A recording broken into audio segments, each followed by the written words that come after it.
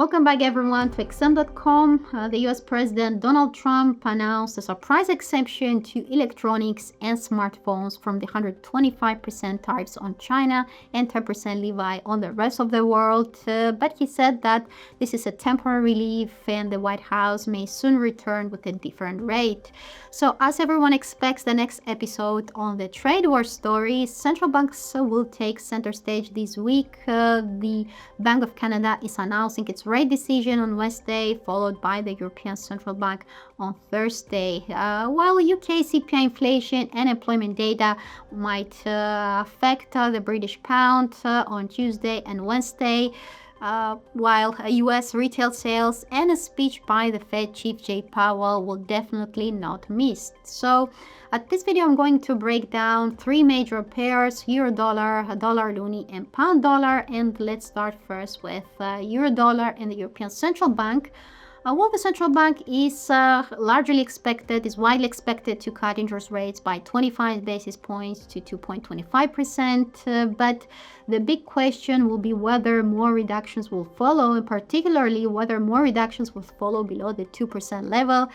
This was a key level discussed. Some analysts believe that this might be the neutral interest rate. So it will be interesting to see whether we'll get such signals as soon as this week.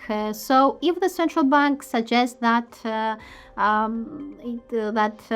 if the central bank questions additional rate cuts this week, then that could be a positive signal for euro dollar. Euro dollar may continue above the 1.1375 level, which is currently acting as key resistance. This coincides with the resistance line coming from 2021. So it's a key point to watch, and a break above it could take us back to the 1.1480 territory, where the price almost reached, printing a 3-year high 1.1473 last Friday. This is also an area that the price where the price posted a double top pattern back in 2022. So this is another reason to watch this territory before the rally extends towards the next barrier seen at 1.1660. Now looking to the downside, if the central bank sounds more dovish than expected, if he signals that more reductions could follow, citing probably growth risks, then the 1.13 level could come back under examination. Additional declines from here could target the 1.1175 and 1.12 territory taken from August and September 2024, while lower than that, the 1.1030 territory could come back into view. This is where this steeper resistance trend line coming from the 2021 high is located. Well, from a technical perspective, we can see that both the RSI and the stochastic oscillators are near overbought levels, suggesting that upside pressures could cool down, but they haven't peaked in the overbought zone yet. So maybe there's another chance for another bullish break, but let's see whether the 1.1375 territory could give way. Now looking at dollar loonie and the Bank of Canada's rate decision, the central bank is expected to keep interest rates steady, but futures markets suggest that there might be a huge debate between steady rates and a 25 basis point rate cut. So if the central bank decides to cut interest rates, that could add more pressure on the loonie and therefore could help dollar loonie to move higher. We can see that the pair has dropped into this sideways pattern over here, a long-term one coming from 2022. So to exit that neutral zone, we need to break above 1.3950, in which case resistance could come around the 200-day exponential moving average at 1.4075. The 1.41 number has been acted as resistance last Friday, so I would pay attention to this before targeting the 20-day exponential moving average at 1.4165. Then above that, the 38.2% Fibonacci retracement of this up leg at 1.4270 could be the next target. A successful penetration higher could drive us towards the 1.4415 and 1.4470 constraining zone. Now in the event the central bank keeps interest rates steady and questions the need for more reductions in the coming months, that could help the loonie to recoup more ground and therefore could add more pressure on this pair, driving the US dollar down to 1.3720. And not far below that, there is another support trend line, a long-term one coming from the low of 2021 near 1.3660.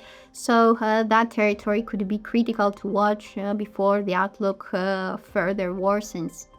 And looking at the technical signals, we can say that both the RSI and the stochastic oscillators are already very near to oversold levels. So I would rule out a rebound. However, perhaps we need more confirmation. We need a clear rebound in these indicators before saying that the short-term bias might improve in the coming sessions.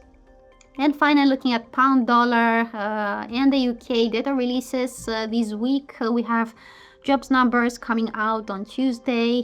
We don't expect a huge improvement there. There's a probability of a pullback in wage growth, which could be negative for the British pound. CPI inflation figures could also show some softness, but overall nothing huge there as well. So I don't if forecasts are correct, we may not see huge volatility in pound dollar. Besides, we have 25 basis point rate cuts fully priced in for the month of May, when the next Bank of England's policy meeting takes place. So yeah, perhaps the data may not cause huge volatility unless they deviate significantly from forecasts. Now, from a technical perspective, we can see that the British pound is very close to April's high of 1.32. We need to break this territory to continue towards the 1.33 round level, and this might be important because this is where this long-term resistance trend line from 2021 is also placed. So the 1.33 number could be symbolic. If we successfully overcome this, then the next obstacle could emerge somewhere between 1.3375 and 1.3435. This resistance line is located here. And if there is another victory around this region, the next target could be the 1.3515 zone, where this longer support turning to resistance trend line is placed at the moment. Well, technically the bias is still skewed to the upside given the positive slope in the RSI and the stochastic oscillator. However, if the price fails to surpass the 1.32 number, perhaps the 1.3070 territory could come back into view.